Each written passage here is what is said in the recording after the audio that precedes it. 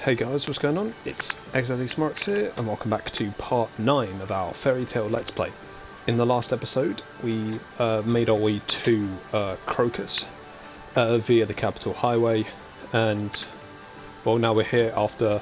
Well, when we arrived in Crocus, we had like some of the civilians were like sneering us and mocking Fairy Tail.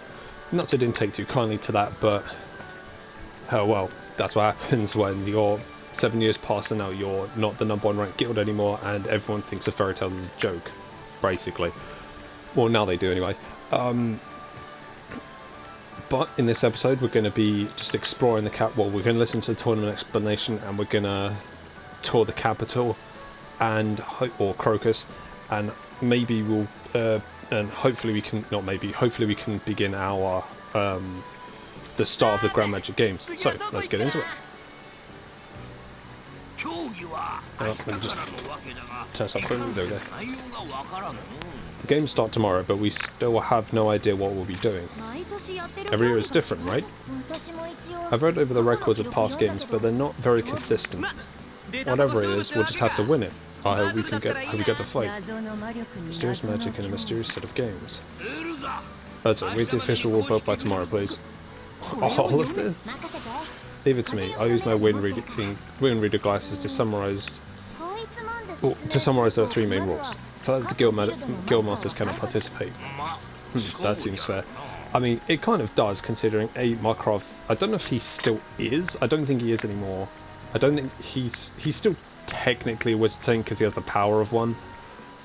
Because if Makarov was to compete, he'd probably murder everyone, like murder stomp everyone. Probably same with GMR, because GM is quite powerful as well.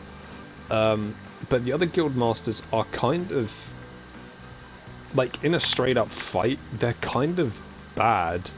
Like who is like Lamia Scales master she's an old hag, and I don't even know what her magic is. I think it's like spin magic or something. It's not really that useful, I don't think. Should be no use to them in a straight up fight. Quattro Cerberus, well, as a guild and the guild master are just a fucking joke. Then, because there's apart from Bacchus, who's semi-strong. I mean, he's okay. He's probably the strongest member in Quattro Cerberus, and even then, he's not really that strong. He's decent strength. Mermaid Hill, we don't even know what their guildmaster looks like, let alone the magic they use. Who are the other ones? Blue Pegasus, I don't even know what Bob's magic is. And then Raven Tail, Ivan's magic is a joke as well. Ivan's a joke anyway. But yeah, so the only one that, so realistically, the only out of the people out of the guilds in this tournament, the only like rule, only like 2 masters this rule really applies to are Makarov and GMR. A person without a guild mark cannot participate. That does too, because to be fair, that makes sense as well, because you can't literally just go, say like with Fairy Tail, I mean, they kind of do this, but not really. I mean, they actually technically do this. So let's say with Fairy Tail, they literally can't just go grab Jalal, Meredy and Altair from Crime Source and say, oh yeah, they're a part of Fairy Tail, they're part of our team. Can't do that.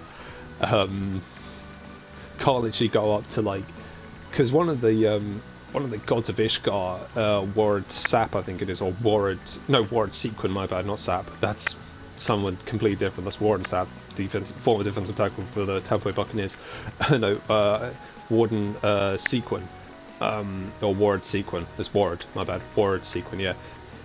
He's a founding member of Fairy Tail, so they literally can't just go grab one of the top 4 wizards things, like one of the gods of Ishgar, and go, hey, come, you're a member of Fairy Tail, you can come help us. You can't do that. Every event will be kept secret until directly before it begins, at which point it will be explained. The number of participants and rules will be completely different for each event, so be careful. We've already decided who will be going. Not too great. Urza. That sounds about right.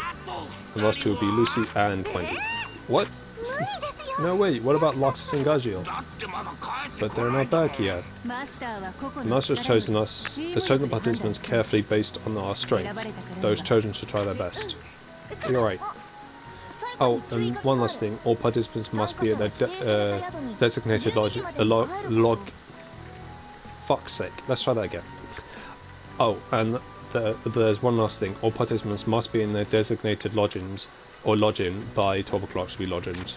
So, 12 o'clock? Does that mean noon or midnight? Obviously means midnight tonight. Will our carriage turn into a pumpkin if we're late? Midnight at our decided lodgings. We still have plenty of time. We don't come to a town like this every day. Let's go explore. Aye, sir.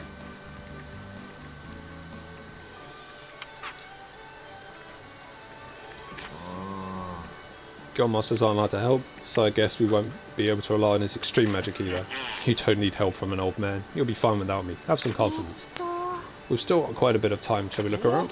Alright, time to explore. I want to see everything. We're surveying the area, are we? Very well. We should see the plaza, the palace, the clock tower, and the market while we're here.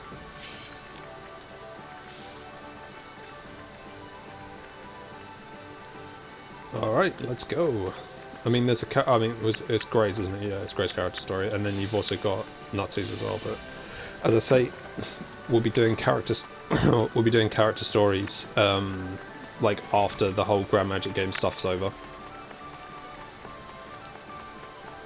So I will say this, in terms of like, if we're talking about, you can see there will be them people up in a minute. Let me take a quick drink.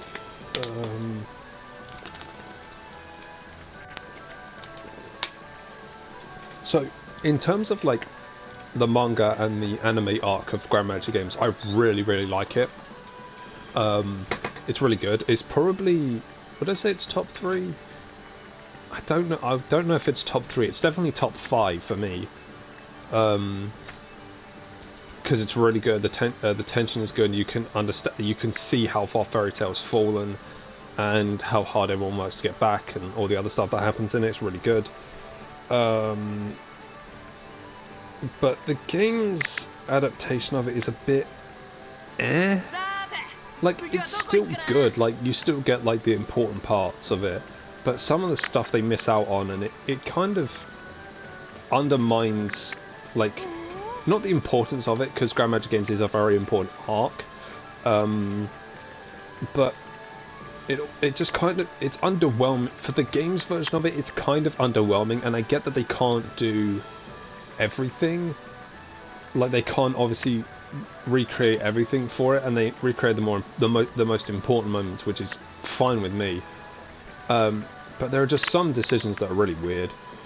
Anyway, I'll talk about the decisions I find weird when we get to some of them. They're not like game change, they're not like they're not like deal breakers or anything, they're just like little nitpicks basically. There's the clock tower.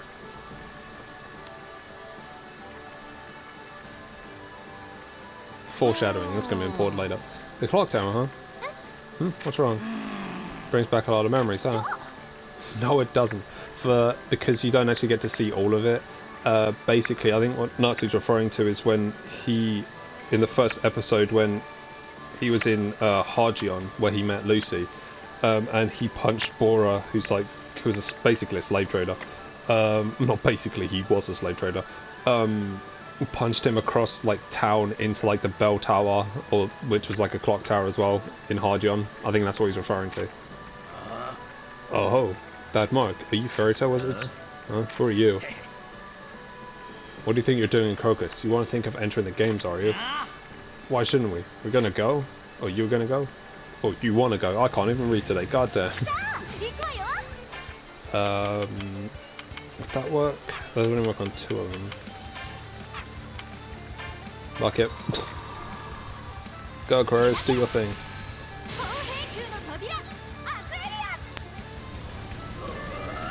Because I think I got this offline, though, like when I ran into that rare monster. But Aquarius was Lucy's first spirit that she got from her mother, and Aquarius just treats Lucy like shit. But I mean, she doesn't like fully treat her like shit. She's like, she does care for Lucy, but it's kind of like, curses. I'll remember this. Do you see that? That's the power of fairy tale. Well, let's move on before things get out of hand. But she, I mean, like at the beginning she kind of does, but she, like throughout the story, you can like when you get later on, she does actually care for Lucy, and all that. So Aquarius is really good. She's not my. Is she my favorite spirit? I don't.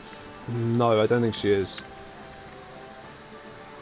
Who is my favorite spirit?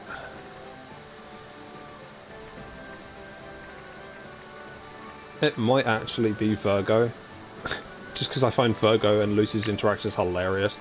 Look, it's a signing palace. Mercurius is through here. Yes, but one cannot enter without an invitation. Then let's sneak in. Why would she bother to sneak in? Leave it be. Anyway. So. The plaza. So this is the plaza. I believe it's known as Crystal Plaza. So weird way of spelling crystal. Like normally there's a Y where the I is, but whatever. After the games I'll have to take time to enjoy the blooms. That sounds great.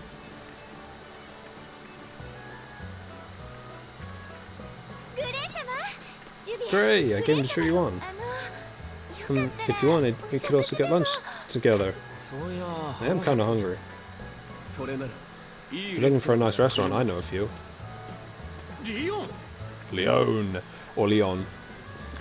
I think Gray initially calls him Leon. I think he still does actually. So this is Leon Bastia. He is the other. He was the second like pupil of Ua, Ulti's mother, and he was initially a bad guy during the Galuna Island arc, which is one of the earlier arcs in the series. I think it was because it goes. I think it goes Lullaby, then it goes. Like one of the major ones, like obviously I'm discounting Daybreak and the Macchiao one. Those two don't really count for me. Because it goes Lullaby, then Galuna, then Phantom, then Battle of Fairy Tail, Arashio and Seis or Nirvana. No, yeah. Arashio and Seis or Nirvana, then Edalus, then Tenro. These are the canon arcs. I'm not counting the filler arcs. Tenro, Grand Magic Games, Tartarus, and Alvarez. Yeah. So it's like the third, no, second one. My bad. It's like the second big one. And he basically wanted to revive Deliora, one of the books, one of the demons from the Book of Zareth, who was responsible for basically killing Gray's parents and trampling his village. Not Leon, Deliora. I was going to call him Demiurge for a minute then. That's Overlord, that's a completely different anime. Yeah, Deliora trampled Gray's village, killed his parents, basically resulted in the death of his master, who Leon blamed Gray for her death, and tried to revive Deliora, who was sealed in a giant ice cube by Ua, who sacrificed her life to do that, just to prove he was stronger. Gray beat snot out of him. Not initially, he kind of had trouble. But then Gray won and told him to fucking get in a guild, and then you can actually do something with your life, kind of thing. I heard you're participating in the games, Gray. Well, you don't stand a chance against Lame Scale. Incorrect. Slap you. Leon, as you see, is an ice make wizard as well, but Leon specializes in like living ice make magic, so he can make like animals like ice make like eagles, apes, he does dragon, he's got tiger, that kind of stuff. Let's make a wager. If Lame Scale wins, then we get Juvia. The heck? What do we get if we win? You get Juvia. She's already in our guild. Don't forget, it's a gentleman's agreement, bro. It's not a wager at all. Quit messing around. Are you a chicken? What did you say? Not really. Yeah, there's inside Juvia's mind. She thinks there's like a love triangle, because obviously Juvia loves Gray, Leon loves Juvia, and Juvia thinks Gray loves Leon. We call him Leon, but I'll probably switch between Leon and Leon. You really aren't following what's going on, are you? I mean, Leon's kind of... Leon's alright, I guess. Should I do finding events? Ah, sure, why not? What are you up to, Juvia? I'm making a doll of grey. A doll of grey? What for? I thought I'd make a few of them so I could decorate my room with them. You really love grey, don't you? Yes, you're such a wonderful, kind person. Oh no, I just told my rival how wonderful grey is. Now she wanted me even more. Yeah, Juvia thinks that Lucy wants, like, to get with grey, but Lucy doesn't want that. Because, what was it? Juvia fell in love with grey, like, as soon as she saw him during the Phantom Lord arc. And grey, like, kind of mentioned that they were going to rescue Lucy, and it kind of sparked that whole thing. Trust me, you don't need to worry about that. I mean it, okay? So quit looking at me with those downing eyes. Juvia is nothing if not earnest. True.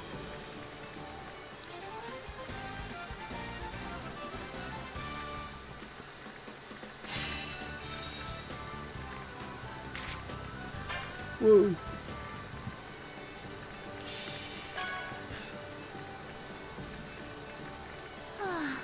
Juvia. You look down. Did something happen? I feel sad. When will Grey understand my feelings, my love for him? A difficult question. Grey is quite shy, so it may be a while yet. Huh? Grey is shy? Yes, even more so when we were little. I would often take Grey and Natsu to bathe with me. He would always get so embarrassed, I'd have to take his clothes off for him and force him into the bath. Yeah, Urza's I like Urza. Urza, I think I mentioned it. She's like top 5. She's not top 3 for me. She used to be until like the final arc. She was never like top 1 because that was Ultia all the way. She was top 3 up until like Alvarez, and then she kind of slipped to 4. She's still great. I love Urza, but she does have. I mean, most of the members of Fairy Tail have odd things about them. Maybe aside from like Lucy and Wendy, but yeah, like Grey, Natsu, and Urza kind of had odd things about them. What? You took his clothes off? He had a habit of taking his clothes off like he does now, but when it came to the bath, he always felt shy. He was a cute little kid. Bath with Grey? What's it now? It's not fair. Why couldn't I have known Grey back then?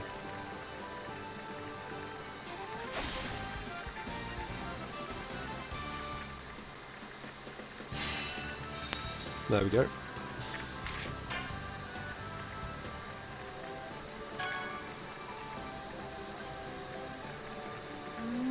I heard that Grey often tried to fight you when you were both children. I cannot believe it. I suppose it would be difficult if you didn't know him as a child. Was Grey a bully? Grey isn't that kind of person. I was the one who had a problem. Because the thing was, Urza had literally just come from... Like, she just escaped the Tower of Heaven after basically being forced to leave by Jalal. And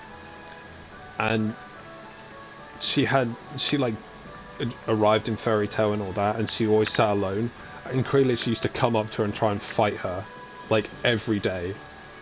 The way he went about it may have been wild, but Grey changed me. I'm very grateful for what he did for me, but fighting a little girl just seems... I understand the feeling.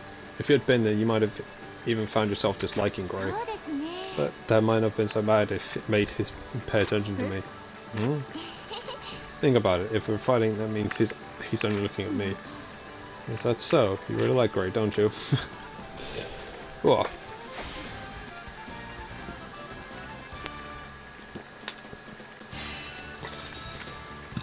But the thing is, it's really interesting to see, like,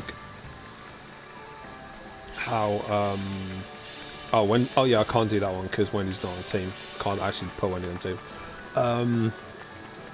But it's interesting to see, like, when you get flashbacks to like early Fairy Tail, where like Natsu, Grey, Urza, Levi, and all that are kids. It's really interesting to see how much they've changed.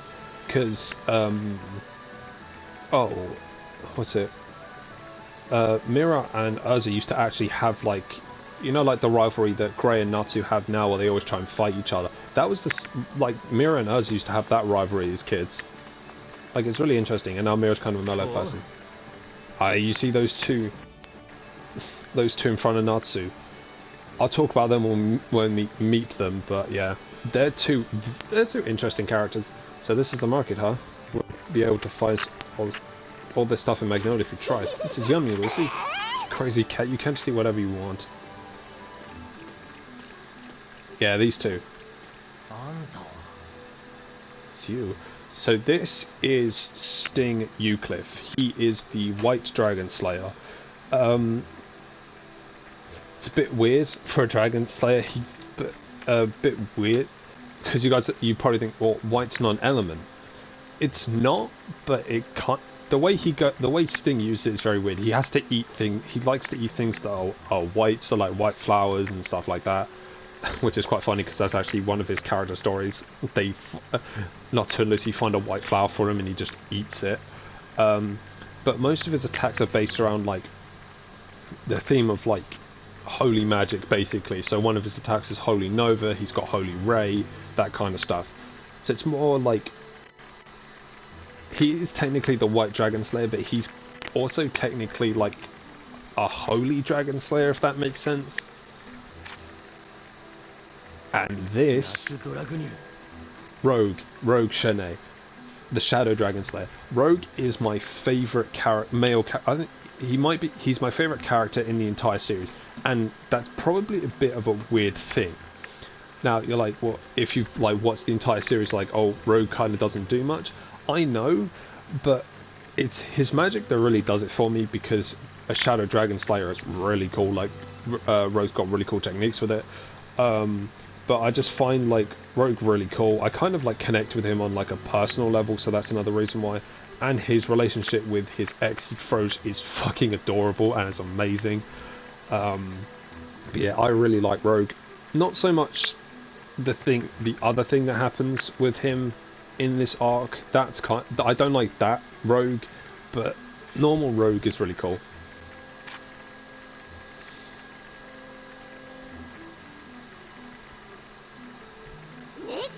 A cat?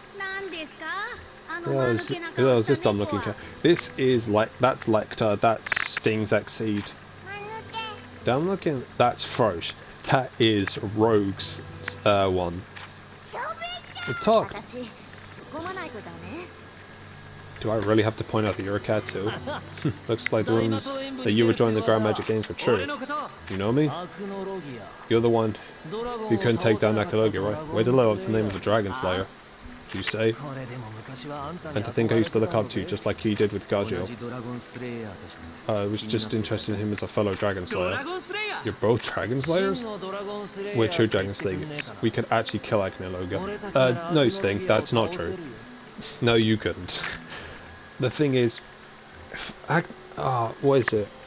Akalogia is the Arcane Dragon Slayer, aka he can eat any kind of magic. Like, that's spoiler, but yes, Akalogia is a Dragon Slayer. Akalogia is a human being, alright? We learned this in Todoro, so it's, if you haven't watched the Todoro arc, spoilers, but you find out that he's actually a human being that got turned into a dragon. He lived at the time of dragons and he was cursed to become a dragon. But he is the arcane, as I say, he's the Arcane Dragon Slayer. He can eat any form of magic. And he has persistent hatred of dragons. You're only saying this because you've never seen him. Yeah. This cat's really dumb. But you're smart, right, Lecter? Seeing has nothing to do with it. They're just better. Let me explain. Nuts and the others who are given their Dragon Slayer magic from dragons are the first generation. People like Loxus and Cobra from Russia and Sace who got their power from dragons. Lacrima are the second. How the fuck does Lecter know that Loxus is a Dragon Slayer, first of all? Because that's a secret that no one should know. Loxus hid that secret from everybody. No one knew he was a Dragon Slayer, apart from Markov. Markov was the only person until the Battle of Fairy Tail arc that knew Loxus was a Dragon Slayer. So Lecter shouldn't even know that. And second of all, how would he know that Cobra was a Dragon Slayer as well? I mean, I could see Lecter knowing, obviously, Natsu, Gajil, and maybe Wendy are Dragon Slayers. I could see that. But how would Lecter know that Loxus and Cobra are Dragon Slayers as well? because Lux as being a, maybe Cobra being a Poison Dragon Slayer is common like knowledge, like now because of the whole Arashi and Sace arc. But Lux being a Dragon Slayer, no one outside of Fairy Tail should know that, or would know that. They would just think, oh, he's a standard lightning mage, which he technically is. But Lecter shouldn't know that. Well, he should know he's a Dragon Slayer. But Sting and Rogue were raised by dragons, and they have a Lacrima. They're 3rd generation, the strongest Dragon Slayers. Not really. 3rd generation. Did your dragon disappear in 7772? In a sense. Tell them. We kill the dragons that taught us magic ourselves to become true Dragon Slayers. We kill the dragon? A human killing a dragon. So you both killed one of your own parents. If you ever get a chance to fight, I'll show you what someone who killed a dragon can do. Let's go. I have no interest in past generations. It stinks anyway. Stupid fake Dragon Slayers. Probably think so too. Yeah, these two are massive arseholes. Like, the entirety of Sabretooth are arseholes, like, throughout this entire arc. So that's Sabretooth. Apart from one of them. One of them isn't an arsehole. I like one of them. Well, I actually quite... The weird thing is, Sabretooth in this arc, only one of them is likable at the very beginning. There's one more place for us to see. The Domus Flower Arena. So, yeah. Sting and Rogue are arseholes. Like at the beginning part of this, as I say, all but one of Sabretooth were assholes.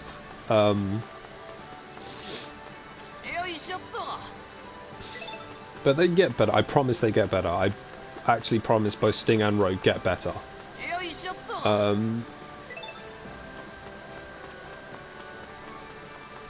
But the fight with, because spoiler alert, Natsu and Gajil fight later on during like the second to last game of the day of the Grab Magic games. Natsu and Gajil fight both Sting and Rogue.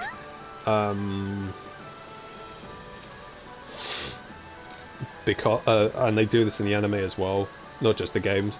And the fight between those two is really good. It's one of my favourites of the series. Wow, so this arena is so big. It's much larger than I'd imagined. Seeing this is getting me excited for tomorrow. Alright, I'm gonna eat a bunch to get ready for tomorrow. What? I bet I can eat more than you. I shall join you. What do people think is gonna happen tomorrow? I think we've seen everything now. Shall we go head back to the inn? Yeah, we will. I can't remember. Anyway. So the rest of this time. Okay, we're going to end off today's episode here. Hang on.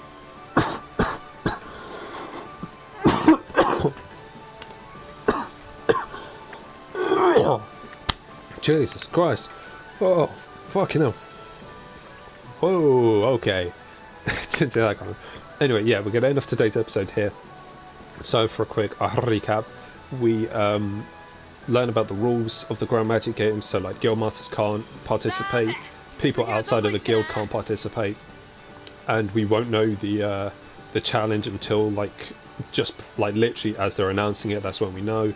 We toured Crocus, so we went to the Clock Tower, beat up some thugs, saw the outside of the Shining Palace Mercurius, went to the plaza, and met with Leon, who's like not basically is the second pupil of Altir, or the pupil alongside Grey.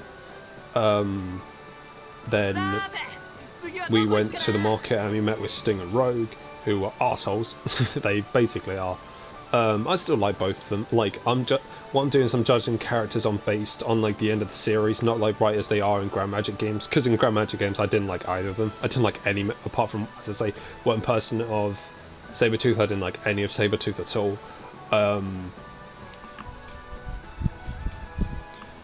But by the end of the series, the majority of Sabretooth, actually pretty much all of Sabretooth, are pretty cool. And now we're just coming back to rest at the inn. So in the next episode, that's what we're going to do. We're going to be resting at the inn, and then continuing on with the story with the first day of the Grand Magic games. So, if you guys enjoyed today's episode, make sure to hit that like button. If you are enjoying our Fairy Tail Let's Play, make sure to subscribe as well, because I'm really enjoying playing this game for you guys. Also, please be sure to check out my Trails of Cold Steel 2 Let's Play. And also, if you guys are a fan of JRPGs or just RPGs in general, make sure to subscribe as well, because hey, that's what I do here. Like I say, it's another episode. I now have one project in the right lined up, of which I'll begin recording once I have finished Trails of Cold Steel 2. But you can probably guess what it's going to be. But with all that PSA out of the way, this is xdeadlysmoorex, and I shall see you guys next time.